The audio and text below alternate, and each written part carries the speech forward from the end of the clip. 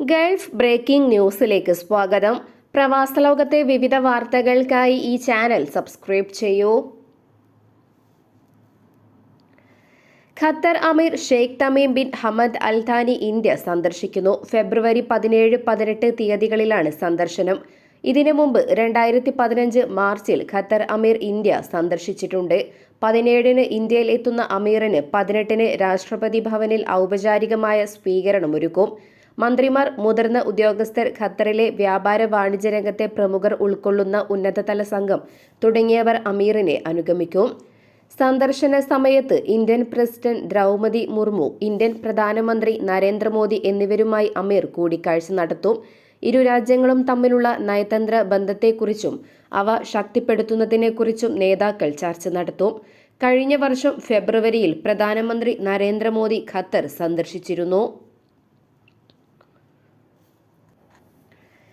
യുഎയിലെ ഏറ്റവും പുതിയ കാലാവസ്ഥാ വിവരങ്ങൾ നാഷണൽ സെന്റർ ഫോർ മെട്രോളജി വിഭാഗം പുറത്തുവിട്ടു. പുതിയ അപ്ഡേറ്റ് പ്രകാരം രാജ്യത്ത് ഇന്നലെ മഴ പെയ്തിരുന്നു. ഇന്നലെ വൈകുന്നേരം റാസൽ ഖൈമയിലെ ജബൽ ജെയ്സിന്റെ വിവിധ ഭാഗങ്ങളിൽ നേരിയതോ മിതമായതോ ആയ മഴയാണ് രേഖപ്പെടുത്തിയത്. അതേസമയം മഴ പെയ്തതോടെ രാജ്യത്തുടനീളം തണുത്തതും കൂടുതൽ സുഖകരവുമായ കാലാവസ്ഥയ്ക്കും കാരണമായി. പുതിയ കാലാവസ്ഥാ പ്രവചനത്തിൽ ഇങ്ങനെ പറയുന്നു: രാജ്യത്തുടനീളമുള്ള കാലാവസ്ഥ ഇപ്പോൾ ഭാഗികമായി മേഘാവൃതമാണ്. ചില പടിഞ്ഞാറൻ പ്രദേശങ്ങളിൽ മൂടൽമഞ്ഞ് രൂപപ്പെടും. പൊടി അലർജിയുള്ളവർ മുൻകരുതൽ നടപടികൾ സ്വീകരിച്ചിരിക്കണം. മിതമായ കാറ്റും പ്രതീക്ഷിക്കുന്നുണ്ട്. വടക്കൻ പ്രദേശങ്ങളിൽ കാറ്റിന്റെ വേഗത മണിക്കൂറിൽ 40 കിലോമീറ്റർ വരെ ആയിരിക്കും. ദ്വീപുകളിലും ചില വടക്കൻ തീരപ്രദേശങ്ങളിലും നേരിയ മഴയ്ക്ക് സാധ്യതയുണ്ട്. വടക്ക് കിഴക്ക് നിന്നും വടക്ക് പടിഞ്ഞാറ് ഭാഗത്തേക്ക് നേരിയതോ മിതമായതോ ആയ കാറ്റും ഉണ്ടായേക്കാം. അതുപോലെ തന്നെ അറേബ്യൻ ഗൾഫിൽ മിതമായതോ ഒമാൻ കടലിൽ നേരിയതോ ആയ കടൽ പ്രക്ഷോഭവും പ്രതീക്ഷിക്കാം. കഴിഞ്ഞ ഒരാഴ്ചക്കിടെ 10,822 അനധികൃത താമസക്കാരെയാണ് സൗദി അറേബ്യയിൽ നിന്നും നാട് കടത്തിയതെന്ന് ആഭ്യന്തര മന്ത്രാലയത്തിന്റെ കണക്കുകൾ വ്യക്തമാക്കുന്നു. ഫെബ്രുവരി 6-നും 12-നും ഇടയിലുള്ള കാലയളവിൽ 30,000-ഓളം നിയമലംഘകരെ വ്യക്തമായ യാത്രാരേഖകൾ ഇല്ലാതെ കണ്ടെത്തിയിട്ടുണ്ട്. രാജ്യത്തിന്റെ വിവിധ ഭാഗങ്ങളിൽ നിന്നായി 22,663 പേരെയാണ് കഴിഞ്ഞയാഴ്ച സൗദി സുരക്ഷാ സേന അറസ്റ്റ് ചെയ്തത്. മന്ത്രാലയവുമായി ബന്ധപ്പെട്ട മറ്റ് സർക്കാർ ഏജൻസികളുടെ സഹകരണത്തോടെ നടത്തിയ പരിശോധനയിലാണ് അറസ്റ്റ്. റെസിഡൻസി നിയമം ലംഘിച്ചതിനാണ് ഭൂരിഭാഗം പേരും അറസ്റ്റിലായത്. 13,799 പേരാണ് റെസിഡൻസി നിയമം ലംഘിച്ചതിന്റെ പേരിൽ പിടിയിലായത്. അതിർത്തി സുരക്ഷ ലംഘിച്ചതിന്റെ പേരിൽ 5,594 പേരും തൊഴിൽ നിയമം ലംഘിച്ചതിന്റെ പേരിൽ 3,270 പേരും അറസ്റ്റിലായി. സൗദിയിലേക്ക് അനധികൃതമായി പ്രവേശിക്കാൻ ശ്രമിച്ച് അറസ്റ്റിലായവർ 2,138 ഇവരിൽ മിക്കവരും എത്യോപ്യൻ പൗരന്മാരും ബാക്കിയുള്ളവർ യമൻ പൗരന്മാരുമാണ്. ഇതിനു പുറമെ അനധികൃതമായി രാജ്യം വിടാൻ ശ്രമിച്ച 184 പേരെയും സൗദി ഭരണകൂടം അറസ്റ്റ് ചെയ്തു. അതുപോലെ തന്നെ നിയമലംഘകർക്ക് സഹായം നൽകിയ 14 പേരും പിടിയിലായിട്ടുണ്ട്.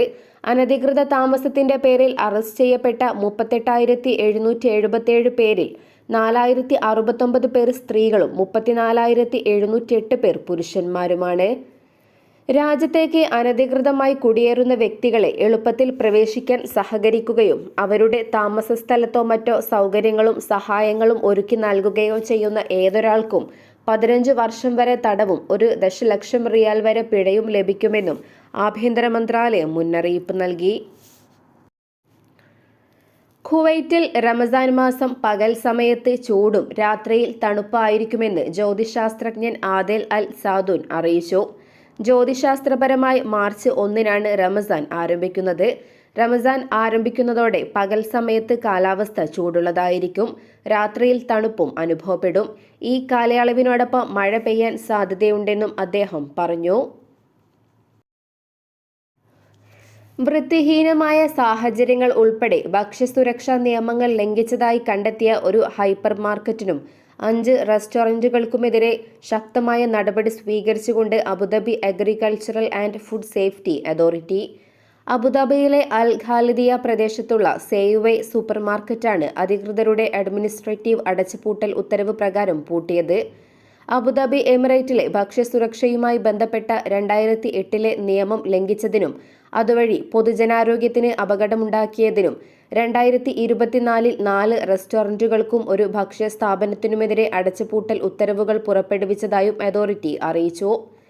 ഭക്ഷ്യസുരക്ഷ ആവശ്യകതകൾ പാലിക്കുന്നതിൽ സ്ഥാപനങ്ങൾ പരാജയപ്പെട്ടതും അവ ചൂണ്ടിക്കാണിച്ച ശേഷവും ഫലപ്രദമായ തിരുത്തൽ നടപടികൾ സ്വീകരിക്കുന്നതിൽ റെസ്റ്റോറന്റ് സ്ഥാപന ഉടമകളുടെ ഭാഗത്തു നിന്നുണ്ടായ അശ്രദ്ധയുമാണ് അടച്ചുപൂട്ടൽ തീരുമാനങ്ങൾക്ക് കാരണമെന്നും അതോറിറ്റി കൂട്ടിച്ചേർത്തു.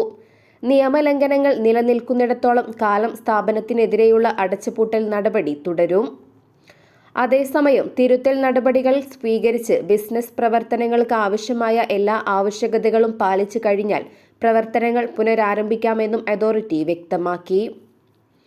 വൃത്തിഹീനമായ റെഫ്രിജറേറ്ററുകൾ പോലുള്ള ഉപകരണങ്ങൾ, ജീവനക്കാർക്ക് ഭക്ഷ്യസാധനങ്ങൾ കൈകാര്യം ചെയ്യുന്നവർക്കുള്ള പരിശീലന സർട്ടിഫിക്കറ്റുകൾ ഇല്ലാത്തത്, വിളമ്പാൻ തയ്യാറാക്കിയ ഭക്ഷണം അനുചിതമായ താപനിലയിൽ പ്രദർശിപ്പിക്കുന്നത്, ഷെൽഫുകൾ, ഭക്ഷണവുമായി സമ്പർക്കം പുലർത്തുന്ന പ്രതലങ്ങൾ എന്നിവ വൃത്തിയാക്കാത്തത്, ഭക്ഷണം തയ്യാറാക്കുന്ന സ്ഥലങ്ങളിൽ സംരക്ഷണ വസ്ത്രങ്ങൾ ധരിക്കാത്തത് എന്നിവയുൾപ്പെടെയുള്ള നിരവധി ലംഘനങ്ങളാണ് അടച്ചുപൂട്ടലിന് കാരണമെന്നും അതോറിറ്റി കൂട്ടിച്ചേർത്തു. ഇത്തരം നിയമലംഘനങ്ങൾ ഭക്ഷ്യസുരക്ഷയെ അപകടപ്പെടുത്തുകയും ഉപഭോക്തൃ ആരോഗ്യത്തിന് ഭീഷണിയായി മാറുകയും ചെയ്യുന്നതിനാലാണ് നടപടി. ഏതെങ്കിലും ഭക്ഷ്യവിതരണ സ്ഥാപനങ്ങളിൽ ഭക്ഷ്യസുരക്ഷയുമായി ബന്ധപ്പെട്ട ലംഘനങ്ങളോ ഗുണനിലവാരം ഇല്ലാത്ത ഭക്ഷണങ്ങളോ പാനീയമോ ശ്രദ്ധയിൽപ്പെടുന്നവർ അബുദാബി സർക്കാരിന്റെ ടോൾ ഫ്രീ നമ്പറായ 800555 എന്ന നമ്പറിൽ വിളിച്ച് റിപ്പോർട്ട് ചെയ്യാൻ Abu Dhabi agricultural and food safety authority പൊതുജനങ്ങളോട് അഭ്യർത്ഥിച്ചു. ഇന്ത്യക്കാർക്കുള്ള വിസ ഓൺ അറൈവൽ പദ്ധതി കൂടുതൽ ഉദാരമാക്കിക്കൊണ്ട് UAE ഭരണകൂടം 6 പുതിയ രാജ്യങ്ങളിൽ നിന്നുള്ള സാധുവായ വിസകൾ, താമസ പെർമിറ്റുകൾ, ഗ്രീൻ കാർഡുകൾ എന്നിവയിൽ ഏതെങ്കിലും ഒന്ന് ഉള്ളവരെ കൂടി ഉൾപ്പെടുത്തിയാണ് ഇന്ത്യൻ പൗരന്മാർക്കുള്ള visa on arrival programme UAE വിപുലീകരിച്ചത്. ഇതുപ്രകാരം 2025 ഫെബ്രുവരി 13 മുതൽ പദ്ധതി നിലവിൽ വന്നു. ഇതുപ്രകാരം സിംഗപ്പൂർ, ജപ്പാൻ, ദക്ഷിണ കൊറിയ, ഓസ്ട്രേലിയ, ന്യൂസിലാൻഡ്, കാനഡ എന്നീ രാജ്യങ്ങളിൽ നിന്നുള്ള സാധാരണ പാസ്പോർട്ടുകളും സാധുവായ വിസകളും താമസ പെർമിറ്റുകളും ഗ്രീൻ കാർഡുകളും കൈവശമുള്ള ഇന്ത്യൻ പൗരന്മാർക്ക് UAEയിലെ എല്ലാ പ്രവേശന പോയിന്റുകളിലും മുൻകൂർ വിസയില്ലാതെ പ്രവേശനം അനുവദിക്കും. നേരത്തെ യുണൈറ്റഡ് സ്റ്റേറ്റ്സ്, യൂറോപ്യൻ യൂണിയൻ അംഗരാജ്യങ്ങൾ, യുണൈറ്റഡ് കിങ്ഡം എന്നിവിടങ്ങളിൽ നിന്നുള്ള വിസകളും ഗ്രീൻ കാർഡുകളും മറ്റ് രേഖകളുമുള്ള ഇന്ത്യക്കാർക്ക് മാത്രമേ വിസ ഓൺ അറൈവൽ സംവിധാനം അനുവദിച്ചിരുന്നുള്ളൂ. എന്നാൽ പുതിയ തീരുമാനത്തോടെ ഈ 6 രാജ്യങ്ങളിൽ നിന്നുള്ള ഇന്ത്യക്കാർക്ക് കൂടി ആനുകൂല്യം ലഭിക്കും. ഇവിടങ്ങളിലെ താമസക്കാരായ ഇന്ത്യൻ പൗരന്മാർക്ക് പുറമെ അവരുടെ കുടുംബാംഗങ്ങൾക്കും ഓൺ അറൈവൽ വിസ ലഭ്യമാകുമെന്ന് അധികൃതർ അറിയിച്ചു. 14 ദിവസത്തെ പ്രവേശന വിസ നൽകുന്നതിനുള്ള ഫീസ് 100 ദിർഹമാണ്. 14 ദിവസത്തേക്ക് കൂടി വിസ നീട്ടുന്നതിനുള്ള ഫീസ് 250 ദിർഹവും 60 ദിവസത്തെ വിസ നൽകുന്നതിനുള്ള ഫീസ് 250 ദിർഹമാണ്. ഇതോടെ ഇന്നത്തെ വാർത്തകൾ അവസാനിക്കുന്നു. പുതിയ വാർത്തകളുമായി വീണ്ടും കാണുന്നതുവരെ നന്ദി, നമസ്കാരം.